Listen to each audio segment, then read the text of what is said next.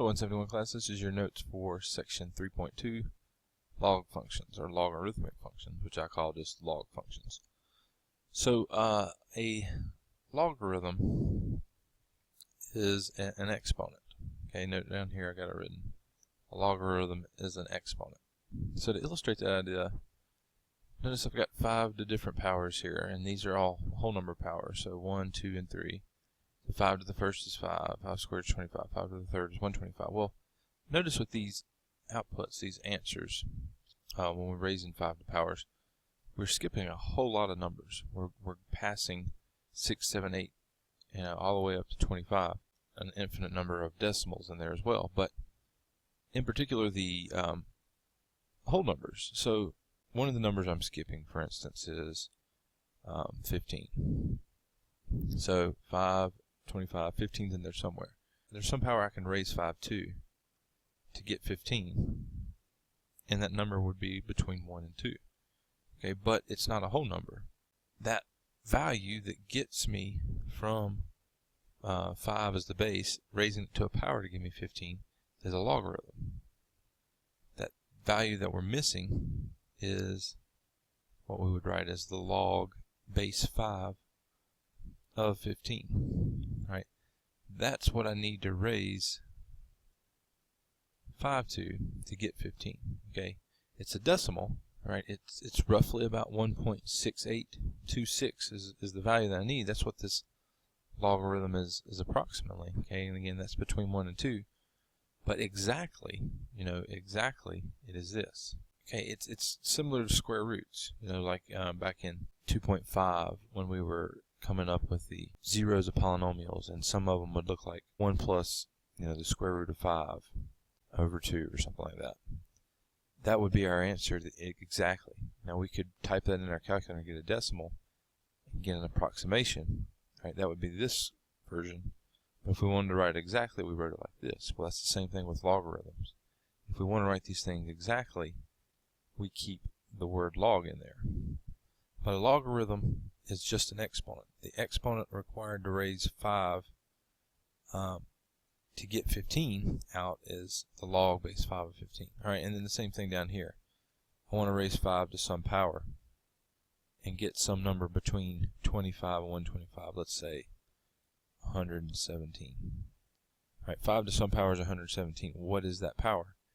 It's the log base 5. Always, your base is always what you're trying to raise to the power to get the given number, and then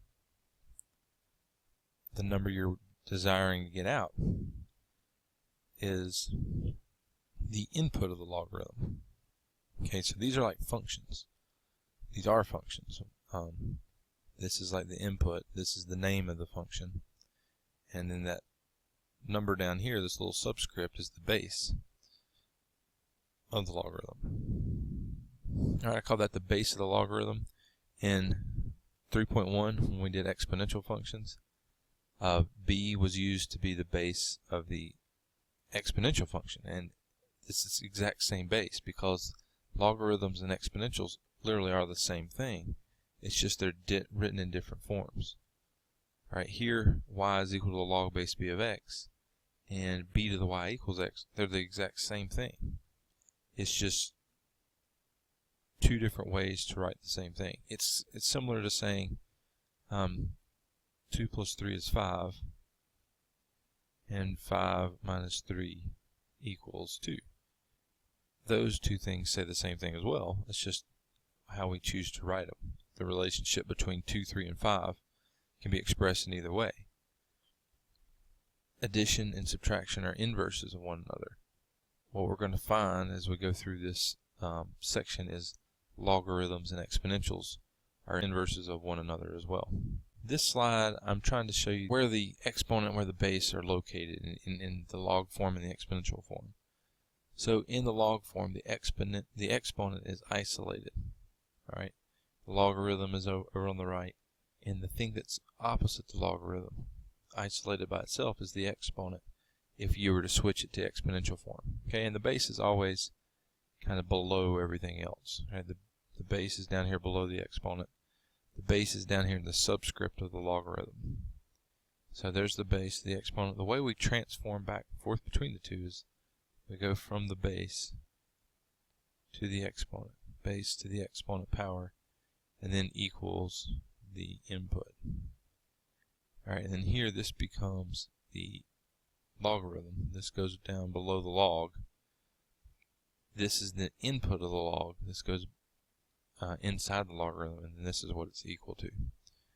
Alright, a lot of times you'll hear me refer to in the notes as we go through, a log is an exponent.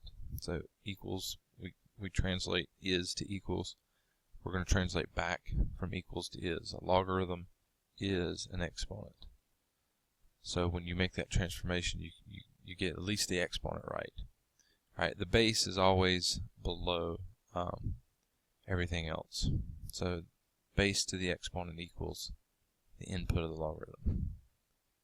Alright, let's try and transform these to exponential form. So base to the exponent equals the logarithm. So 5 squared equals x. Okay. Now, this just tells us to write each in the exponential form, but later on, this would be an equation. This is a logarithmic equation that we're going to solve. This is in section 3.4. And that's how you solve this one. You went from a log form to exponential, and now you've solved for x. X equals 5 squared, that's 25. Okay, so right now all we have to do is write them in the the exponential form. But in 3.4, you would write x equals 25, and that would be your solution. Alright, b to the third, go from here to here, b to the third equals 64. Alright, and then now they've switched the location of the log. It's now on the left instead of the right. Same idea though, it's just go across from the base to the other side to get the left side. Alright, 3 to the y, and then come back, equals this, equals 7. Alright, and there's again another form. This is like an exponential equation. Solve for y. Well, I'm raising 3 to the y power to get 7. 3 to the first is 3, 3 to the second is 9. So what do I raise y to get 7? Something between 3 and 9. I raise it to a logarithm. The log base 3 is 7, just like we were talking about here back before with the number 5. Alright, but that's one thing you're going to have to be able to do here is just switch back and forth between the forms. Alright, let's go back the other way. Let's go from an exponential form to a log form. So with these, you got to remember the exponent, the logarithm is the exponent. So log equals, the exponent is 2. Log equals, notice I'm giving myself some space here, the exponent is 3. Alright, log equals, giving yourself a little space, the exponent is y. Okay, so I've got the exponents taken care of on all three of these. Now remember, below here, below the logarithm, is the base. And the base of a logarithm is always the base on the exponential part. So the base of the logarithm is the base of the exponential, which is 12. The base of the logarithm is the base of the exponential, which is b. Right, the base here was e. Alright, so I've got the 12 taken care of, I've got the 2 taken care of, b and 3, e and y. The only thing left in all three of these, like process of elimination, is the input of the logarithm, the thing that I put right here. It looks like I'm writing beside it, but it's actually going inside it. It's actually like there's a parentheses here. I'm putting inside those parentheses. Now, we don't actually write the parentheses many times, but it is understood to be there. Okay, so x goes there, 8 goes here, 9 goes here. Alright, so there's the equivalent log form. Now, what we're going to see as we go on, if the base is e, we just write that as ln, right, natural log and then 9 equals y. And then we don't have to write the e down there. Okay, it's understood when ln is your function name that it's log base e. Those are one and the same. Okay, and you'll pick up on that. We have a slide for that later, but when we make that transformation, if you forget to do that, I'll still give you some points for it, but just know that they're the same thing. All right, basic log properties. This is, again, important for the concept of being able to solve these equations that we're going to do later on. The log base b of b equals 1. Now, why is that? Well, if you transform it to its exponential form, you get b to the first equals b, all right, which makes perfect sense. Any number to the first power is that number. All right, so something like the log base 3 of 3 equals 1. What power do I raise 3 to get 3? I raise 3 to the first power. All right, and then the log base 7.2 of 7.2 equals 1. Doesn't matter what these two numbers are, as long as they're the same, you get 1 out. Logarithm. All right, and the log base b of 1 equals 0. If you put 1 into a logarithm, you get out 0, because b to the 0 equals 1. Right? Anything to the 0 power, as long as it's not 0 to the 0 power, is equal to 1. And from what we talked about in 3.1 with exponential functions, b can't be 0. Right? It has to be greater than 0, and it has to be not equal to 1. So this can't be 0 to the 0 power. Alright, so again, log base 6 of 1 equals 0. Now it's important for you to understand, again, the input of the logarithm has to be positive. When we talk about putting something in a logarithm, it has to be a positive number. So you cannot, like the log base b of 0, you can't do that. It's undefined, or it's not real. Meaning you can't plug in a negative number or 0 and get a real output. Okay, so you gotta plug in only positives to get these outputs, to get real outputs of logarithms. Alright, inverse properties. So again, like I was saying before, logarithms and exponentials, we're going to find out they're inverses of one another. So remember what we said way back in 1.8. If you plug in one function into another function and get out x in both ways, then those two functions are inverses. Well, here's b to the x going into the log base b function, and we get out x. Here's the log base b function going into b to the x function, and we're getting out x. So they are inverses of one another. Okay, and here's a little picture of them. Here's b to the x, here's the log base b of x. And you see they have that symmetry over the line y equals x. If ab is on b to the x, then ba is on log base b of x. They are inverses. Okay, and if the bases are between 0 and 1, remember like we saw with the exponential, b to the x, if the base was like a half or something, it decreased always.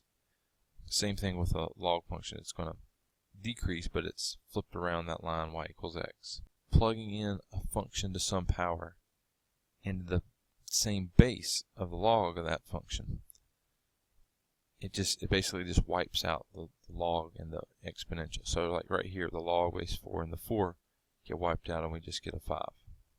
Okay, they undo each other. The log base 6 and the 6 to the power wipe each other out, and we just get the 9. Okay, now again, why is it working? What's going on behind the scenes? A logarithm is an exponent. The exponent you raise 4 to get 4 to the 5th is 5. Right? If I raise 4 to the 5th power, I get 4 to the 5th. Right? A log is an exponent. This is the exponent. The log base 6 is 9. This is the exponent I raise 6 to get 9. Right? And I'm raising 6 to that power. So what do I get? I get 9. Alright, now graph these two. Now, later on we'll be able to graph with our calculator. We can already graph 2 to the x, but later on we'll be able to graph with our calculator log base 2 of x. Right now we can't because there's not a button on your calculator that has the log base 2. If you notice, we have a log and we have a ln, which is a log, but we don't have log base 2, and we don't have log base 7 or log base 3 or any other number besides log and ln, which we'll find out are 10 and e. So what you have to do here is just use this property, that they're inverses of one another. Plot 2 to the x, that was easy enough from 3.1. So there it is. And then we're going to use some points that are on there. For instance, 0, 1, that's a point on any graph b to the x. And I flip those two coordinates around, I'll get 1, 0. And that's going to be a point on the inverse. The 1, 0 is right there on the x-axis. I can plot all of these points by doing that. Okay, this was 1, 2. Alright, flip that around and get 2, 1. Alright, and then 2, 4. If I flip that around, I get 4, 2. Alright, and then there's 3, 8. I flip that around, I get 8, 3. Alright, and then this is like negative 1, 1/2. So 1/2, negative 1. And I can see that this thing's going to hug the y-axis instead of the x-axis. And it's going to turn really sharp to the right as it crosses the x-axis, rather than, like it did here, turning almost vertical, really sharp as it crossed the y-axis. So there's our two functions, and we used 2 to the x to plot log base 2 of x. So for right now, that's what you're going to have to do in 3.2. But once we get through the properties from 3.3, we'll have another method to graph this, and we'll be able to use our calculator to help us. Alright, some very important properties and characteristics of log functions. The domain of a log function in that form, log base 2 of x, is all positive numbers, all positive real numbers, that is. And the range is all real numbers. It's infinite. Okay, again, look at our graph. Blue is our log function. The only thing that we can put in are the positive numbers to the right of the y-axis, and output is from negative infinity to positive infinity. Okay, like the square root function, this one does grow to infinity. It just takes a very long time to get there. It turns really hard to the right, but it does keep growing forever and ever and ever. So the range is all real numbers. All right, the graphs of all log functions pass through 1, 0, so they're going to have 1 as their x-intercept, and of course because 0 is not included in the domain, there is no y-intercept. Okay, the y-axis is actually a vertical asymptote for this thing, right? Which is what it says down here. All right, if the base is greater than 1, the graph goes up to the right, is always increasing. If the base is between 0 and 1, so just like before, it has to be a positive base. But if it's between 0 and 1, we get a graph that goes down to the right, and it's always a decreasing function. Okay, so this one's always decreasing as we move down and to the right. All right, and then there's what I was saying before. It has a vertical asymptote at the y-axis. So x equals 0, same thing as the y-axis, is a vertical asymptote for this thing. All right, and then all the transformations that we talked about way back in 1.6 are still true here, meaning like if we add 3 to a log function, it shifts the graph up. If we negate the log function, we flip over the x-axis. If we negate the input, we flip over the y-axis instead of the x-axis. So all the stuff we talked about back in 1.6 are true, and you're going to have to do a little bit of this stuff in your homework. But just remember, it's all the same thing. Adding inside the parentheses moves left and right. Adding outside the parentheses is up and down. Negatives on the outside flip you over the x-axis. Negatives on the inside flip you over the y-axis. All the same stuff from back in 1.6 when you first learned it. Alright, now the domain. Remember, if you have a logarithm, the inside has to be positive. So just take whatever the inside is, in this case x plus 3, and make it positive. Set it greater than 0, and then solve for x. So subtract 3, x is greater than negative 3. So my domain is negative 3 to infinity. Alright, 3 minus 5x is the input of this logarithm. That has to be greater than 0. So set it greater than 0. Alright, and then solve for x. So subtract 3. Negative 5x is greater than negative 3. Divide both sides by negative 5. And I get x is, I divided by negative, so I'm going to flip this order symbol. And then a negative divided by negative is a positive, 3/5. So x is less than 3/5, so that's going to be negative infinity to 3/5. And parentheses again because it's greater than, not greater than or equal to, in which case we use brackets. But you can't be equal to 0 either, and be inside a logarithm. So that's why we use strictly greater than, and that's what makes this thing have parentheses for all these domains.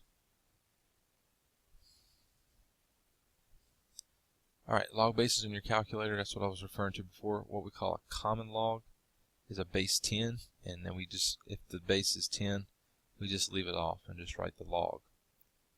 So the log is a base 10 logarithm. So if I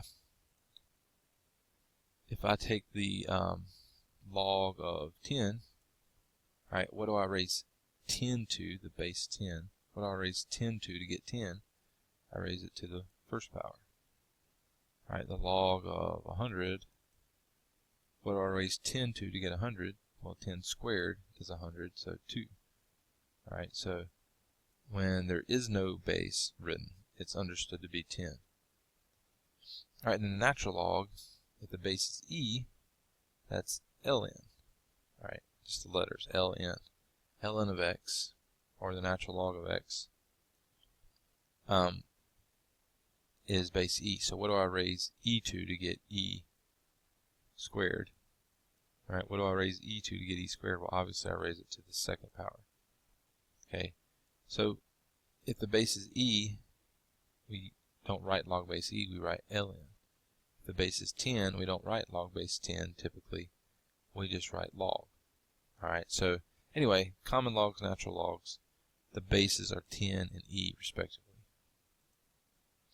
Alright, and then find the domain of each of these. Well, same concept. 3 minus x is a logarithm, so I set that greater than 0. And then I solve. Okay, I'm just going to add x over here. So I end up with 3 is greater than x. If you need to flip that around, that's x. If I flip this around, I have to flip the order symbol too. X is less than 3. So that would be negative infinity to 3. Alright, same thing here, but now I'm squaring it. So x minus 3 squared is greater than 0. X minus 3 squared is greater than 0. Well, think about what's going to happen here. This is a, if you remember x minus 3, it's the graph of y equals x squared, which touches the origin, moved over 3 places to the right. So it looks like this. If you remember from polynomial inequalities, we're asking where is this thing above the x-axis? Well, it's above to the right of 3, it's above to the left of 3, it's on the x-axis at 3, and it's never below the x-axis. So where is it above the x-axis? Everywhere except 3. So negative infinity to 3, parentheses, union, parentheses, 3 to infinity. Alright, so even for these domains, we have to do a little bit of the polynomial inequalities sometimes that we saw before.